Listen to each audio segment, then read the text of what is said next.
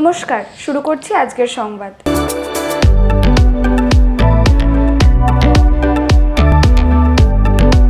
সারা ভারত কৃষক সভা পূর্বস্থলী ১ নম্বর ব্লক কমিটির উদ্যোগে ৬ দফা দাবির ভিত্তিতে পূর্বস্থলী ১ নম্বর ব্লক অফিসে ডেপুটেশন দেওয়া হয়। সরকারি সহায়ক মূল্যে কৃষকের ধান কিনতে হবে এবং তার বরাদ্দ বৃদ্ধি করতে হবে। ফরেদের দৌরাত্ম্য বন্ধ করে কৃষকদের থেকে ধান কিনতে হবে। ঢলতা প্রথা বন্ধ করতে হবে।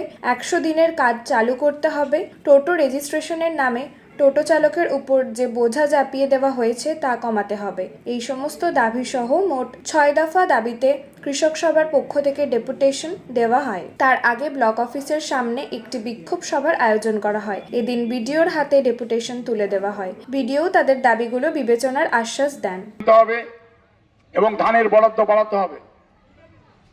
এই যে প্রথম যে দাবিটা আপনারা জানেন যে আমরা আমাদের ব্লক এলাকায় দু জায়গায় হচ্ছে সরকারিভাবে ধান কেনা হয়।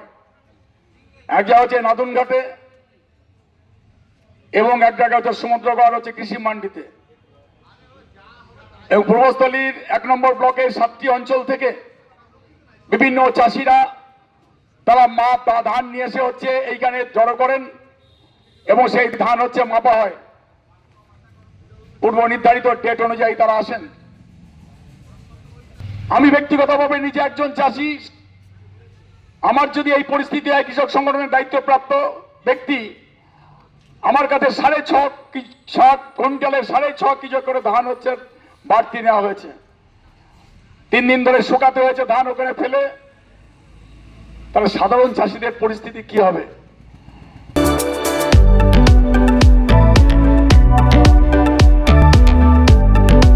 ২০ ডিসেম্বর সন্ধ্যায় পূর্ব বর্ধমান জেলার মাধবদীহি থানার অন্তর্গত Balaji agro products rice mill থেকে প্রায় ৫০০ বস্তা গোবিন্দভোগ চাল নিয়ে একটি ১২ চাকার লরি কেরালার উদ্দেশ্যে রওনা হয়। এই চালের আনুমানিক বাজার মূল্য প্রায় ৪০ লক্ষ টাকা। কিন্তু নির্ধারিত গন্তব্যে না পৌঁছে লরিটি নিয়ে চালক মাঝপথে চম্পট দেয়। এই ঘটনায় রাইস মিলের মালিকের লিখিত অভিযোগের ভিত্তিতে মাধবদীহি থানা তদন্ত শুরু করে। তদন্তে নেমে মাধবদীহি থানার ভারপ্রাপ্ত আধিকারিকদের নেতৃত্বে মাধবদীহি থানার পুলিশ নদিয়া জেলার চাকদাহ এলাকা থেকে লরির চালক মিলন দাসকে এবং কৃষ্ণনগর থেকে তার সহযোগী তাপস শর্মাকে গ্রেফতার করে।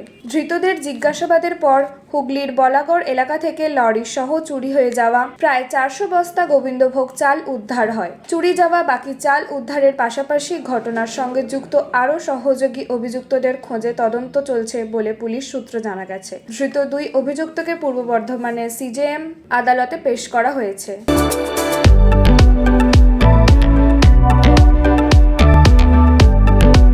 বিশ্ব জাগৃতি মিশনের পক্ষ থেকে বর্ধমানে ১২০০ দুস্থ মানুষের হাতে কম্বল তুলে দেওয়া হলো।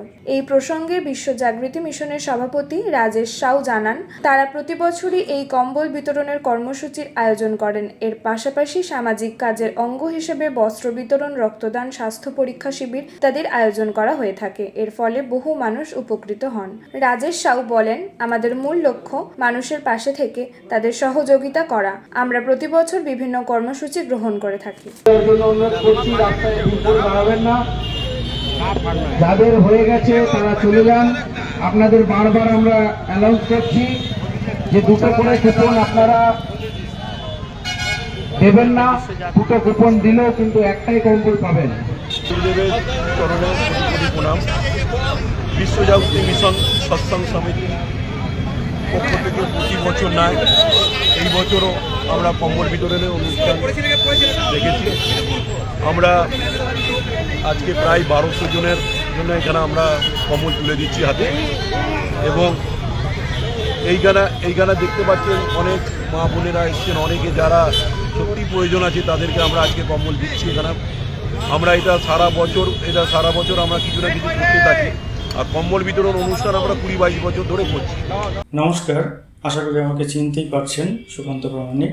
আমরা মাস ৪ আগে আপনাদের জানিয়েছিলাম যে আমরা ডাক্তারবাবুদেরকে আমাদের স্টুডিও এনে আমরা একটা অনুষ্ঠান শুরু করতে চলেছি। অনুষ্ঠানটা এরকম ছিল যে নাম এরকম, সঙ্গে ডাক্তারবাবু। আমরা তো ডাক্তারি বিভিন্ন সমস্যা নিয়ে, চিকিৎসা সংক্রান্ত বিষয় নিয়ে অনেক সময় সমস্যার সম্মুখীন হই। তখন চটজলদি কোনো সিদ্ধান্ত নিতে না পেরে হয়তো আশপাশের মানুষজন যা বলছে আমরা সেটাই করি ভয়ের কারণে। এবার আমরা এই মন্তব্যগুলো যদি সাধারণ মানুষদের কাছ থেকে না শুনে যদি বিশেষজ্ঞদের কাছ থেকে শুনি, যিনি যে বিষয়ে চিকিৎসক তার কাছ থেকে শুনি, আমাদের মনে হয় তার পরামর্শটা রোগের ক্ষেত্রে আমাদের অনেক বেশি উপযুক্ত হবে, অনেক বেশি কাজে লাগবে। তো যথারীতি সেই জুলাই থেকে আমাদের অনুষ্ঠান চলছে, সঙ্গে ডাক্তারবাবু অনুষ্ঠান।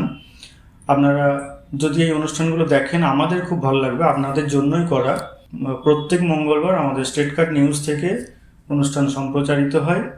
আপনারা সেখানে আসুন, দেখুন অনুষ্ঠানগুলো এবং আপনাদের মতামত যদি জানান, কিভাবে আপনারা উপকৃত হচ্ছেন বা কিভাবে উপকৃত হতে পারেন, কি বিষয় জানতে চাইছেন, এগুলো জানতে পারলে আমাদের সেই ধরনের অনুষ্ঠান করতে আরও সুবিধা হবে।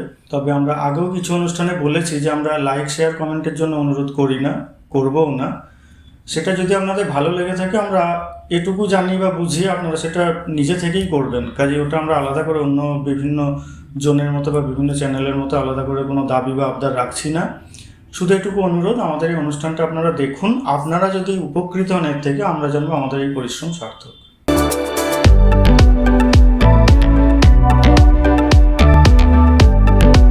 আজকের সংবাদ এই পর্যন্তই। নমস্কার।